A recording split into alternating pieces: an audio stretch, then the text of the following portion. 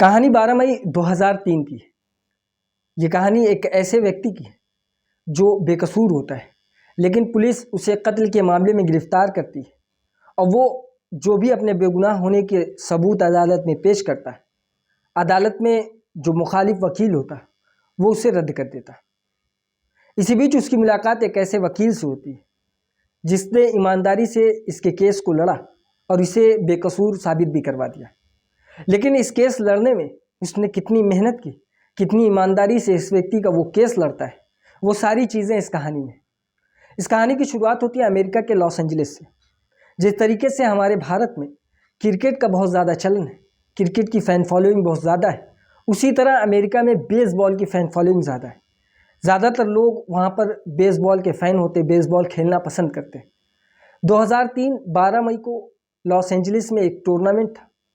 जिस तरीके से हमारे यहाँ आईपीएल की टीम अलग अलग स्टेट्स की होती है, वैसे ही अमेरिका में भी अलग अलग स्टेट्स की टीम होती है। तो 12 मई 2003 को लॉस एंजलिस में लॉस एंजलिस की टीम और सामने एक दूसरी टीम जिससे मैच था। उसी बीच उसी लॉस एंजलिस में रहने वाले एक व्यक्ति जिसका नाम जोआन कैथलिक्स था। जोआन कैथलिक्स अपनी 4 साल की बेटी के साथ उस टूर्नामेंट को देखने के लिए जाता है और वो पूरा मैच उस स्टेडियम में बैठकर देखता है। मैच ख़त्म होता है, फिर वो वापस अपने घर चला आता है। घर आए भी उसे लगभग 1 से 1.5 घंटा हुआ था। इसी बीच लॉस एंजलिस की पुलिस आती है, दरवाज़ा नॉक करती है। जोआन कैथलिक दरवाज़ा खोलता है तो देखता है उसके सामने 10 से 12 पुलिस वाले खड़े। वो उसे गिरफ्तार करते हैं। वो पूछता है उसका जुर्म क्या है। तो पुलिस वाले बगैर कुछ बताए उसे गिरफ्तार करने लगते हैं, जबकि जोआन कैथलिक अपने 4 साल की बेटी के साथ उस घर में रहता था। उसकी बेटी भी परेशान, उसे भी कुछ बगैर बताए पुलिस वाले उसके बाप को गिरफ्तार कर लेते हैं और उसके बाद थाने जाते हैं। और थाने जाने के बाद उसे बताते हैं कि उसे कत्ल के इल्ज़ाम में गिरफ्तार किया गया है। वो पूछता है कि उसे किसके कत्ल के इल्ज़ाम में गिरफ्तार किया गया। तो पता ये चलता है मारिथा पोबेल नाम की एक लड़की जिसका कत्ल हुआ, जो कि 16 साल की थी, वो अपने घर के बाहर खड़ी हुई थी। तभी कुछ लोग आते हैं और उसके ऊपर गोली फायर करते हैं और उसकी मौत हो जाती है। पुलिस वाले तफ्तीश करते हैं। तफ्तीश में पता ये चलता है कि जो मारिथा पोबेल थी वो कुछ दिन पहले एक गैंगस्टर के खिलाफ अदालत में गवाही दी थी। अब पुलिस वालों को लगता था कि शायद इस गवाही देने की वजह से ही इसकी मौत हुई है, इसका मर्डर हुआ है। पुलिस वाले तफ्तीश करते हैं तो जिस व्यक्ति के खिलाफ ये लड़की गवाही दी थी उसका नाम मैरियो कैथलिक था। मैरियो कैथलिक के बारे में पता किया गया तो पता चला कि इसका एक भाई भी है और वो भाई कोई और नहीं बल्कि ये जोआन कैथलिक था। इसके ऊपर भी पिछले कई दिनों में चोरी के केसेस पहले से थे, लेकिन कोई भी ऐसा क्राइम नहीं था जैसे कत्ल और इस तरीके से कोई मामला कि कत्ल की कोशिश। चोरी के मामले उसमें पहले से थे। अब पुलिस वाले डिसाइड करते हैं कि शायद उसके भाई के खिलाफ ये गवाही दी, इस वजह से उसके भाई ने इसे मार दिया और इसी इल्ज़ाम में पुलिस वाले उसे गिरफ्तार कर लेते हैं। अब वो कुछ दिन तक जेल में रहता है। जेल में उसकी गर्लफ्रेंड उससे मुलाकात करने आती है। उसकी गर्लफ्रेंड को भी लगता था कि शायद जोआन कैथलिक ही उसका कातिल है। वो आकर उससे पूछती है कि तुमने क्यों कत्ल किया। वो बताता है, कहते मैंने कत्ल नहीं किया। वो सारी चीज़ें बताता है तो उसकी गर्लफ्रेंड को यकीन हो जाता है कि वो उसका कातिल नहीं। लेकिन अब उसे बेकसूर साबित करवाना ये सबसे बड़ी चुनौती थी। वो कहती है ठीक है, मैं पता करती हूँ कि आखिर मामला क्या है। वो पता करती है तो पता ये चलता है कि 12 मई 2003 को मारिथा पोबेल का कत्ल होता है। और उस वक्त जब वो जांच करती है तो पता ये चलता है कि उस वक्त तो जोआन कैथलिक बेसबॉल टूर्नामेंट देख रहा था। मेरी उससे बात हुई थी तो वो तो स्टेडियम में था और इसका कत्ल जहाँ पर हुआ उसकी दूरी लगभग 30 माइल्स है। तो वो अचानक वहाँ तक कैसे पहुँच सकता है। अब उसके बाद फिर ये बात वो आकर दोबारा अपने बॉयफ्रेंड से मिलकर ये बात कहती है। वो कहती कि हाँ ये बात तो सही है। फिर वो, क्योंकि उसके पास उस टूर्नामेंट के टिकट पहले से थे, लेकिन उसे याद नहीं था क्योंकि उसे पूरी डिटेल नहीं पता थी कि ये कत्ल हुआ कब। बस उसके ऊपर कत्ल का इल्ज़ाम लग जाता है। लेकिन जैसे उसे ये पता चलता है कि कत्ल 12 मई 2003 को हुआ जब वो बेसबॉल टूर्नामेंट देख रहा था, तो उसे याद आता है कि उसके पास उसका टिकट उसके घर में पड़ा हुआ है। तो वो अपनी गर्लफ्रेंड से कहता है कि वो टिकट को वो अदालत में पेश करे। और ये साबित करने की कोशिश करे क्योंकि उस वक्त जहाँ पर कत्ल हुआ वो वहाँ पर मौजूद ही नहीं था। अब उसकी गर्लफ्रेंड अदालत में इस टिकट को पेश करती है, लेकिन सामने जो प्रोसिक्यूशन होता है वो इसको रद्द कर देता है। वो उसकी वजह ये बताता है कि मान लिया जाए कि अगर ये उस जगह पर था, जो टूर्नामेंट का हाल था, जो स्कोर था, वो सारी चीज़ें वो बताता था, लेकिन फिर भी इससे यह साबित नहीं होता कि वो वहाँ से आकर इस महिला का कत्ल नहीं कर सकता।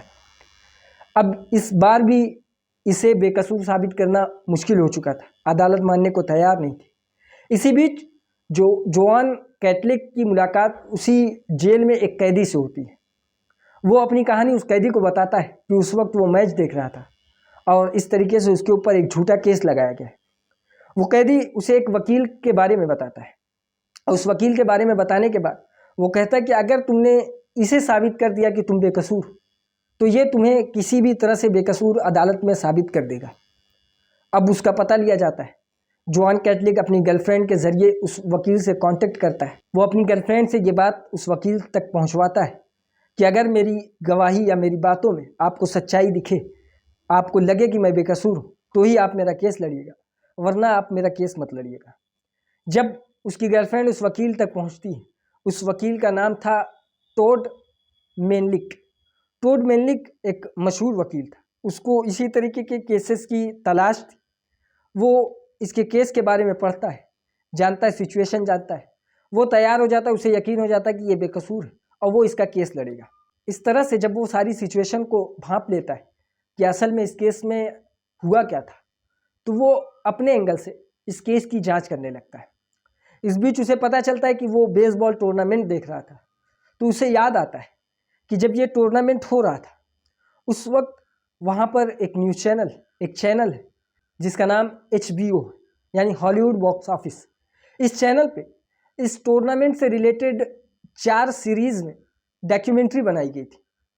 जैसे उसे ये पता चलता है, वो पहले जाता है उस स्टेडियम में, वहाँ से कुछ कैमरे की वीडियोस निकालने की कोशिश करता है जिसमें ये साबित हो जाए कि जो जोआन कैथलिक वो उस वक्त यहाँ पर मौजूद था।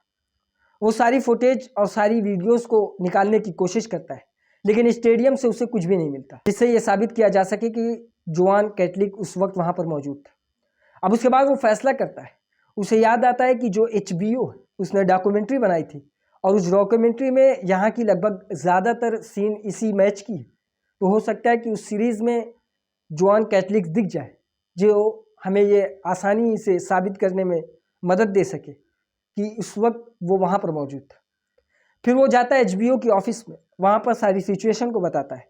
HBO भी मान जाता है कि हम आपको सारी फुटेज देने को तैयार है, आप देखिए कि अगर वो इसमें साबित हो जाता है कि वो यहाँ पर मौजूद था, तो इससे अच्छी बात हमारे लिए और कुछ नहीं हो सकती। वो सारी फुटेज देखते हैं, जो 4 सीरीज़ थी डॉक्यूमेंट्री की, वो सारी फुटेज देख करते हैं, लगभग घंटों तक वो फुटेज चेक करते हैं, लेकिन उसमें वो फुटेज सामने नहीं आती जिसमें जोआन कैथलिक नज़र आ जाए। बहुत देर तक वो परेशान रहते हैं, लेकिन जब नहीं मिलता तो फिर जो रॉ फुटेज होते हैं जिसे जोड़कर ये डॉक्यूमेंट्री बनाई गई थी, उस फुटेज को वो वकील चेक करने का फैसला करता है। जब वो उस फुटेज को चेक करता है, तकरीबन घंटों बीत जाते हैं रॉ फुटेज को चेक करने में। इसी बीच अचानक वो वकील उछल पड़ता है, क्योंकि उस फुटेज में उसे जोआन कैथलिक नज़र आ जाता है। अब वो इस इरादे से कि वो इस फुटेज को अदालत में पेश करेगा और ये साबित करना चाहेगा कि जिस वक्त ये कत्ल हुआ वो उस स्टेडियम में मौजूद था। वो अदालत में फुटेज लेकर आता है और उसे साबित करने की कोशिश करता है, लेकिन जो प्रोसिक्यूशन होता है वो इसे रद्द कर देता है। वो इसलिए रद्द करता है, कहता है ये जो फुटेज का टाइम है, जब इस फुटेज में जोआन कैथलिक नज़र आ रहा है, कत्ल असल में उसके 1 घंटे के बाद हुआ। 1 घंटे के बाद कत्ल होना यह साबित करता है, जिस तरीके से पहले भी ये साबित हो चुका है कि स्टेडियम में कोई व्यक्ति मौजूद है, कुछ देरी का सफ़र है, वो सफ़र करके कत्ल करके वापस आ जाता है। उसी तरह से प्रोसिक्यूशन ने इसे ये साबित करना चाहा कि जो 1 घंटे का फुटेज नहीं है, उसी वक्त वो वहाँ से जाता है और उसका कत्ल करता है। अब ये जो प्रूफ था, ये जो एविडेंस था, ये भी अदालत में डिस्ट्रॉय हो जाता है। अब उसके बाद जो टॉड मेनलिक्स था, जो कि वकील था, अब उसके बाद एक ही रास्ता बचता था इसे बेकसूर साबित करने के लिए कि वो इस केस में और तफ्तीश करे और ये पता लगाने की कोशिश करे कि वो इस गहराई में, इस केस की गहराई में कितना अंदर तक जा सकता है और उसके बाद इसे बेकसूर साबित कर सकता है। वो तफ्तीश में लग जाता है, जो कि एक अच्छे वकील की पहचान है। इस तरीके से अगर वकील किसी केस को हैंडल करे तो शायद जो आज की जेलों में बहुत ज़्यादा तादाद है बेकसूर लोगों की जो कि जेल में बंद है, वो बेकसूर साबित हो जाते हैं। लेकिन बहुत से मामले सामने आते हैं जिसमें कुछ वकीलों की भी हरकत होती है, जिसकी वजह से केस लटकता रहता है। अब टॉड मेलिक्स इस केस में और तफ्तीश करता है। तफ्तीश के दौरान वो सारी चीज़ों को बारीकी से चेक करता है, उसकी गर्लफ्रेंड से पूछताछ करता है। तो गर्लफ्रेंड उसकी सारी बातें बताती है कि वो किस तरीके से उससे कांटेक्ट की थी, उसे कब पता चला कि ये मैच देखने गया है, तो वो सारी चीज़ें बताता है। अब वो बताती है कि वो कब कब उससे बात करती थी। इसी बीच वो बताती है कि जब मैच जो ख़त्म होने वाला था उसके बाद का जो वक्त होता है, यानी करीब रात के जो 10:30 बजे के करीब 11 बजे के करीब जो मतलब वक्त होता है, उस वक्त में जो उसकी गर्लफ्रेंड थी उसने जोआन कैथलिक को फ़ोन किया था। जैसे ही ये बात वकील टॉड मेलिक को पता चलती है, वो इसमें और अंदर तक जाने लगता है। वो फ़ौरन जहाँ पर मैच हो रहा था, जिस स्टेडियम में, वहाँ पर जो टावर था उसका नेटवर्क चेक करवाता है। अब पता ये चलता है कि जिस वक्त उसकी गर्लफ्रेंड ने उसे कॉल किया था, जब ये टाइम लगभग 10:30 के करीब हो रहा था, तो वो उसी स्टेडियम में मौजूद था और उसका जो लोकेशन यानी उसका जो नेटवर्क पकड़ा था वो इसी स्टेडियम के टावर से पकड़ा था। जैसे उसे यह पता चलता है वो फ़ौरन अदालत में इस तर्क को रखता है और वो बताता है कि जिस वक्त ये कत्ल हुआ, यानी फुटेज उससे 1 घंटे पहले की है और 1 घंटे के बाद भी जो नेटवर्क जोआन कैथलिक की सामने आती है, जो नेटवर्क जो पकड़ता है उसके मोबाइल में, वो उसी स्टेडियम के टावर से पकड़ता है। तो ये साबित करता है कि जिस वक्त मथाई पोबेल का कत्ल हुआ उस वक्त जोआन कैथलिक उस स्टेडियम में मौजूद था।